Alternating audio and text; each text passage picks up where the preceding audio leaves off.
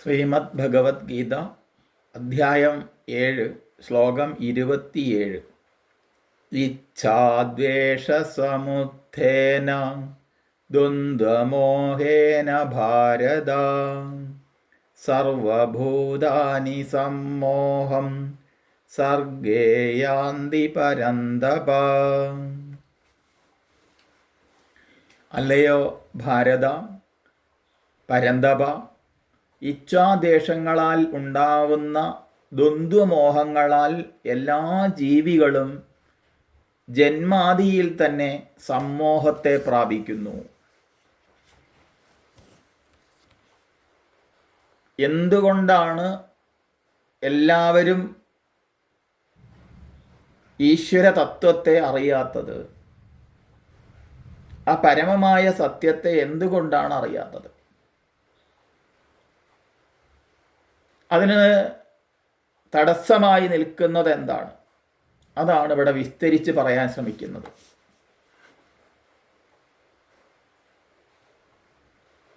ഇച്ഛാദേശങ്ങൾ, ഇച്ഛ ആഗ്രഹങ്ങൾ, ദ്വേഷം അത് തടുക്കപ്പെടുമ്പോൾ ഉണ്ടാവുന്ന ഭാവം, ഈ രണ്ടും അതിനെയാണ് ദ്വന്ദ്വമോഹങ്ങൾ എന്ന് പറയുക. ഈ രണ്ടുമാണ് ജന്മനാ തന്നെ എല്ലാവരിലുമുള്ളത്. ജന്മം കൊണ്ടുവന്നതാ. കാരണം ഈ ഇച്ഛയും ദേഷ്യവും കൊണ്ടാണ് നമ്മൾ പോകുന്നത്. അപ്പം ജന്മം എടുക്കുന്നതും അതും കൊണ്ട് തന്നെയാണ്. ആ ആഗ്രഹ പൂർത്തീകരണത്തിനാണ് പൂർവജന്മത്തിൽ ചെയ്യപ്പെട്ട ആഗ്രഹങ്ങളുടെ പൂർത്തീകരണത്തിന് വേണ്ടിയാണ് പിന്നീട് ശരീരം എടുക്കുന്നത്. അതുകൊണ്ട് തന്നെ ജന്മന ഇത് നമ്മളിലുണ്ട്, ഈ ഇച്ഛയും ദ്വേഷവും.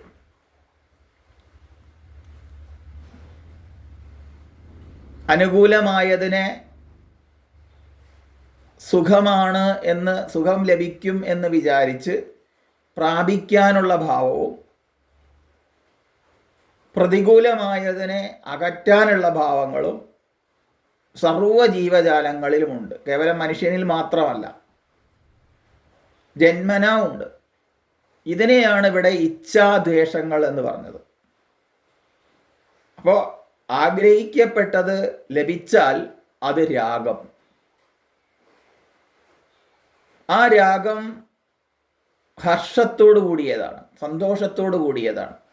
കിട്ടുമ്പോൾ നമ്മൾ ആഹ്ലാദിക്കും.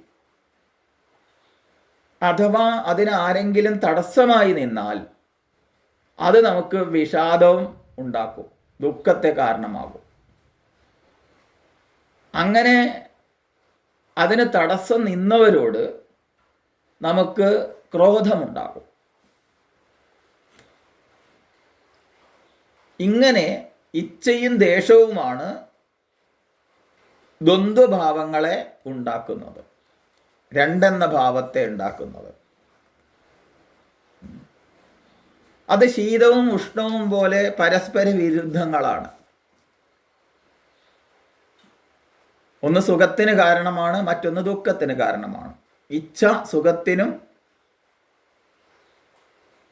അതുപോലെ തന്നെ ദ്വേഷം ദുഃഖത്തിനും കാരണമാണ്. ഒരു ദൃഷ്ടാന്തം പറഞ്ഞാൽ, നമ്മളൊരു മൃഗശാല കാണാൻ പോയി വിചാരിക്കുക. അപ്പോൾ അതിൻ്റെ ഉള്ളിൽ ഒരു കരിമ്പുലിനെ കണ്ടു. അപ്പോൾ ആ കരിമ്പുലി കൂടിൻ്റെ ഉള്ളിൽ കഴിയുകയാണ്. അപ്പോൾ ആ അഴികൾക്ക് തൊട്ട് പുറത്ത് നിന്നിട്ട് നമ്മൾ മൊബൈലിൽ വീഡിയോ ഒക്കെ എടുക്കും. അപ്പോൾ അത് നമുക്ക് നല്ല സുഖമാണ് അതെടുക്കുമ്പോൾ. കരിമ്പുലിൻ്റെ അടുത്ത് ഞാൻ നിൽക്കുന്നതായിട്ട് മറ്റുള്ളവരിൽ തോന്നിക്കാനുള്ളൊരു വ്യഗ്രതയൊക്കെ നമ്മളിലുണ്ടാവും.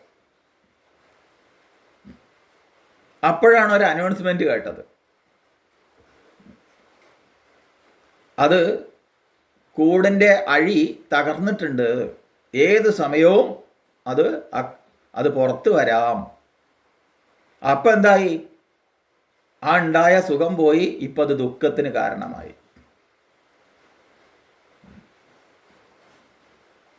അപ്പോൾ ഒന്ന് നമുക്ക് അനുകൂലമാണ് എന്നുള്ള സങ്കല്പം വന്നപ്പോൾ അത് സുഖവും, പ്രതികൂലമാണെന്ന സങ്കല്പം വന്നപ്പോൾ അത് ദ്വേഷത്തിനും കാരണമായി.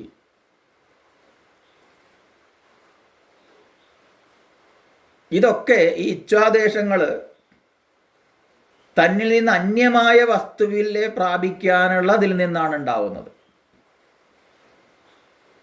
തന്നിൽ നിന്ന് പുറത്തുള്ള വസ്തുക്കളെ സ്വീകരിക്കുന്ന വിഷയത്തിൽ അത് തനിക്ക് അനുകൂലമാവുമ്പോൾ അത് ഇച്ഛയ്ക്കും, പ്രതികൂലമാവുമ്പോൾ അത് ദ്വേഷത്തിനും ദുഃഖത്തിനും കാരണമാകുന്നു. ഇതെല്ലാ ജീവികൾക്കും യഥാകാലം ഉണ്ടാകുന്നുണ്ട്.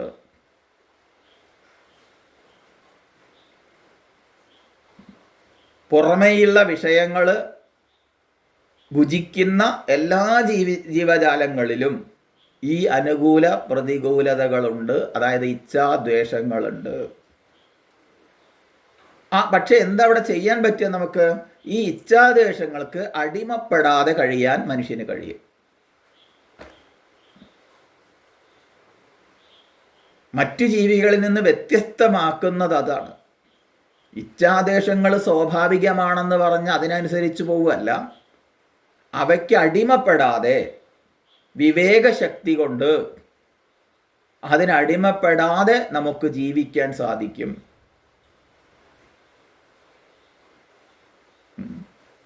അപ്പം ബുദ്ധിയുടെ വിവേകശക്തിയെ ഇല്ലാതാക്കുന്നത്,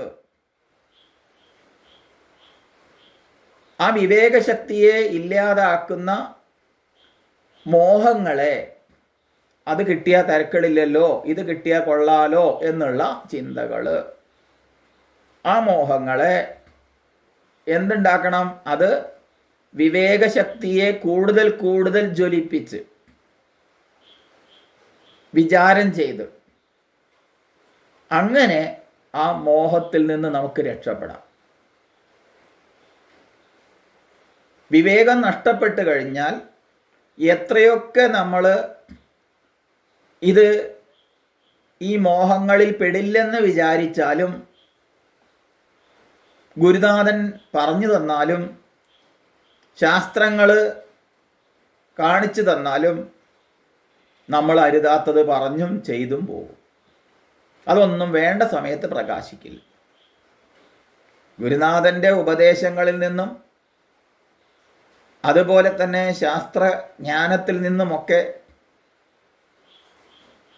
ക്രോധത്താൽ ആവേശിക്കപ്പെട്ട് ഉണ്ടാവുന്ന പലവിധ പൊല്ലാപ്പുകളെക്കുറിച്ചും കേട്ടിട്ടുണ്ടെങ്കിലും പറഞ്ഞിട്ടുണ്ടെങ്കിലും, അതുപോലെ നൈമിഷിക സുഖങ്ങളുടെ പിന്നാലെ പോകുമ്പോൾ ഉണ്ടാവുന്ന നിരാശയും മറ്റും ഒക്കെ എത്ര പ്രാവശ്യം പറഞ്ഞാലും, ശാശ്വതമായ സുഖത്തിനായിക്കൊണ്ട് പ്രയത്നിക്കേണ്ടതിനെക്കുറിച്ച് എത്ര കേട്ടാലും അതൊന്നും വേണ്ട സമയത്ത് വേണ്ട പോലെ നമുക്ക് പ്രകാശിക്കാതെ വന്നാൽ സമയം കഴിഞ്ഞ് പ്രവർത്തിക്കുന്ന വിവേകം കൊണ്ടൊരു പ്രയോജനമില്ല. അപ്പോഴേക്ക് നടക്കേണ്ടതൊക്കെ നടന്നിരിക്കും.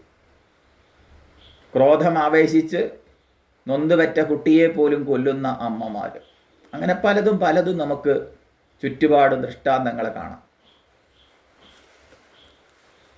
പിന്നെ അത് പറ്റിപ്പോയല്ലോ എന്ന് പറഞ്ഞിട്ട് കാര്യമില്ല.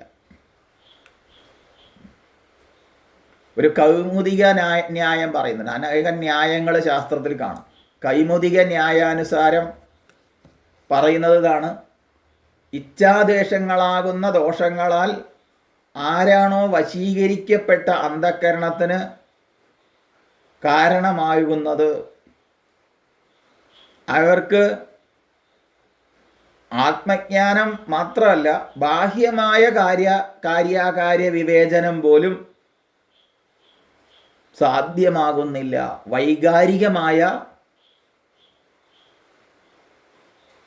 പ്രകടനമാണ് അവരിൽ നിന്നുണ്ടാവുന്നത്.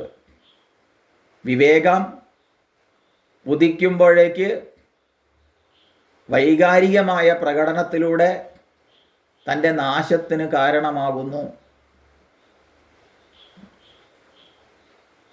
അതുകൊണ്ട് ഇങ്ങനെ ആവേശിക്കപ്പെട്ട ബുദ്ധിയോടൊത്തയാൾക്ക് അറിവ് പ്രകാശിക്കുന്നില്ല. ഞാൻ മനുഷ്യനാണെന്നുള്ള അറിവ് പോലും പ്രകാശിക്കുന്നില്ല. മനുഷ്യനേക്കാൾ അയാൾ മൃഗങ്ങളെക്കാൾ അയാൾ അധപ്പതിച്ചു പോകുന്നു. അതുമാത്രമല്ല, നമ്മുടെ അന്ധഃകരണത്തിൻ്റെ, മനസ്സിൻ്റെ, ബുദ്ധിയുടെ സ്വച്ഛതയെയും വിവേകശേഷിയെയും അത് കുറച്ചു കൊണ്ടുവരും. പിന്നെ വിവേകം ചെയ്യാൻ തന്നെ കഴിയാത്ത വിധത്തിലാവും. എല്ലാറ്റിനോടും വൈകാരികമായ സമീപനമായിരിക്കും ഉണ്ടാവുക. അതുകൊണ്ട് മനുഷ്യൻ്റെ പൂർണ്ണതയിലേക്ക്, മനുഷ്യത്വത്തിലേക്ക് ഉയരണമെന്നാഗ്രഹിക്കുന്ന ഏതൊരു സാധകനും ഓർമ്മിക്കേണ്ട ഒരു സന്ദേശത്തെ തരികയാണ് ഇവിടെ ചെയ്യുന്നത്. തൗ ഹ്യസ്യ പരിപന്തിനോ, അവ ശത്രുക്കളാണെന്നറിയേണ്ടതാണ്. ഏത്? രാഗവും ദ്വേഷവും. അനുകൂലമായതിനെ പ്രാപിക്കാനുള്ള ഇച്ഛയും പ്രതികൂലമായതിനെ അകറ്റാനുള്ള ദ്വേഷവും ഒരു വ്യക്തിയുടെ വ്യക്തിത്വത്തെ നശിപ്പിക്കുന്നതാണ്, മനുഷ്യത്വത്തെ നശിപ്പിക്കുന്നതാണ്. അവ നമ്മുടെ ശത്രുക്കളാണെന്നറിഞ്ഞാലും അതൊരു സാധകന്റെ ശത്രുക്കളാണ്. അപ്പം നമ്മുടെ ഉള്ളിൻ്റെ ഭാവത്തിനനുസരിച്ചിട്ടാണ് നാം പുറമേയുള്ളതിനെ കാണുന്നത്. അപ്പം നമ്മുടെ ഉള്ള് ആകെ കലങ്ങി മറിഞ്ഞ് ആണുള്ളതെങ്കിൽ നമ്മൾ പുറമേയുള്ളതിലും അങ്ങനെയൊക്കെ തന്നെയാണ് കാണുക. അല്ലാതെ ഇച്ഛയും ദ്വേഷവും ഒരു വസ്തുവിലും സ്ഥിരത ഉള്ളതല്ല. പക്ഷെ നമ്മുടെ ഉള്ളിലാണ് അത് കൊള്ളാലോന്നും അത് അകറ്റേണ്ടതാണെന്നുമുള്ള തോന്നലുണ്ടാവുന്നത്. യത് ഭാവം തദ്ഭാവം. അവനവൻ്റെ ഉള്ളിൽ സങ്കല്പിച്ചിട്ട് അതൊക്കെ ഉണ്ടാക്കുന്നത്.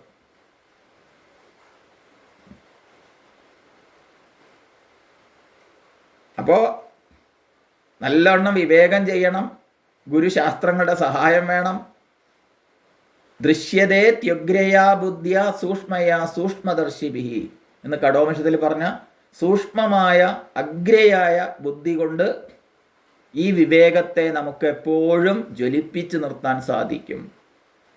ധ്യാനത്തിലൂടെ, ധ്യാനം കൊണ്ട് മാത്രമേ സൂക്ഷ്മയും അഗ്രയുമായ ബുദ്ധി ഉണ്ടാക്കാൻ സാധിക്കൂ. അപ്പോൾ സർവ ജീവജാലങ്ങളിലും സർഗത്തിൽ തന്നെ ഇച്ഛാദേശസമുത്തങ്ങളായ ഈ രണ്ട് ഭാവങ്ങളുമുണ്ട്. ഇച്ഛയും ദേശവുമാകുന്ന രണ്ടുമുണ്ട്.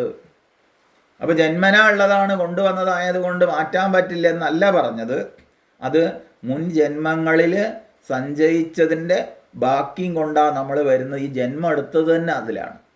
ഇനിയും അതിനനുകൂലമായിരിക്കുന്ന ജന്മം വരാതിരിക്കണമെങ്കിൽ, ഇച്ഛാദേശങ്ങളോട് കൂടിയിരിക്കുന്ന ജന്മത്തിൽ നിന്ന് നമുക്ക് മോചനം വേണമെങ്കിൽ, സ്വച്ഛമായ ശാന്തിയോട് കൂടിയിരിക്കുന്ന ജീവിതം നയിക്കണമെങ്കിൽ ഈ ജന്മത്തിൽ തന്നെ എന്ത് വേണം? അതിനെ വിവേകം കൊണ്ട് നിയന്ത്രിക്കേണ്ടതുണ്ട്.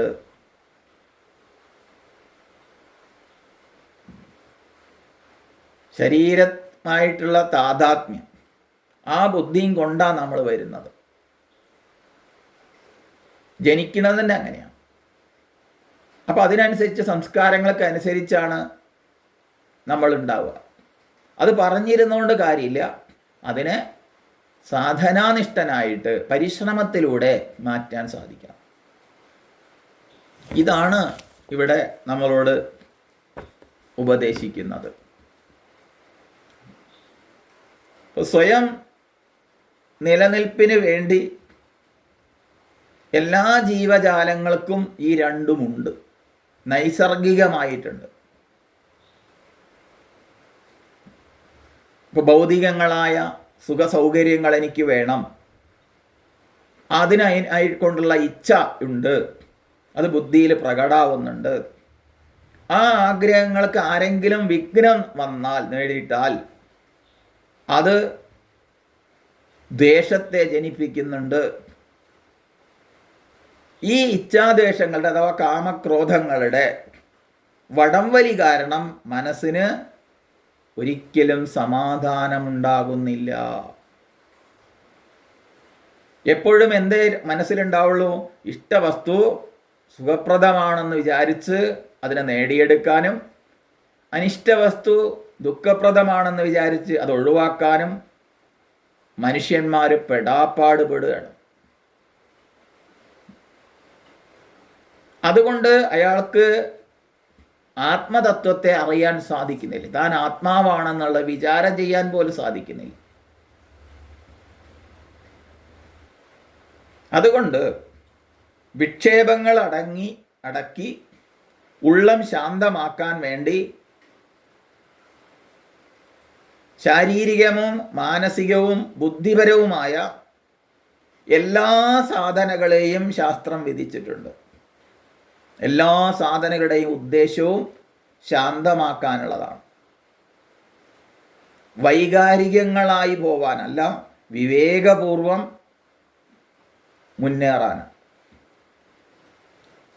അതുകൊണ്ട് മനസ്സിനെ അല്പസമയത്തേക്കെങ്കിലും ശാന്തമാക്കി നിർത്തുന്ന സാധനാനിഷ്ഠകൾ ധ്യാനത്തിലൂടെ നേടുമ്പോൾ അലകളില്ലാത്ത ആഴി പോലെ ക്രമേണ മനസ്സ് ശാന്തമാകും. അപ്പോഴാണ് വാസ്തവത്തിലുള്ള ആത്മാനുഭൂതി, ശാന്തി, സമാധാനം ലഭിക്കുന്നത്. ഇച്ഛാദേശങ്ങളൊക്കെ ആ വിവേകത്തിന് അനുസൃതമായി തീരുന്നത്. അപ്പോൾ നിശ്ചിത ശരീരത്തിൽ, നിശ്ചിത സാഹചര്യത്തിൽ ജന്മമെടുക്കേണ്ടി വരുന്നത് തന്നെ ഒരു ജീവൻ്റെ ഗതികേടാണ്. ആ ഇച്ഛാദേശങ്ങൾക്ക് അനുസരിച്ചാണ് നമ്മളൊക്കെ ജന്മെടുത്തത്. അതൊക്കെ കഴിഞ്ഞ ജന്മത്തിൽ നമ്മൾ സഞ്ചയിച്ച വാസനകളുടെ, നിഗൂഢങ്ങളായ കാമനകളുടെ പൂർത്തീകരണത്തിനാണ് താനും. ആ ആത്മജ്ഞാനം നേടിയിട്ട് ഈ മോഹങ്ങളിൽ നിന്ന് രക്ഷപ്പെടുക എന്നുള്ളതായിരിക്കണം നമ്മുടെ ജീവിത ലക്ഷ്യം. അതുകൊണ്ട് ഈ അജ്ഞാന അന്ധകാരത്തിൽ തപ്പിത്തടഞ്ഞ് കഷ്ടപ്പെടാതെ ഭഗവത്ഗീത ഈ വിവേക ജ്ഞാന പ്രകാശം നൽകി നമ്മെ ആത്മാനുഭൂതിയിലേക്ക് നയിക്കുകയാണ് ചെയ്യുന്നത് എന്നാണ് ഇവിടെ പറയുന്നത്.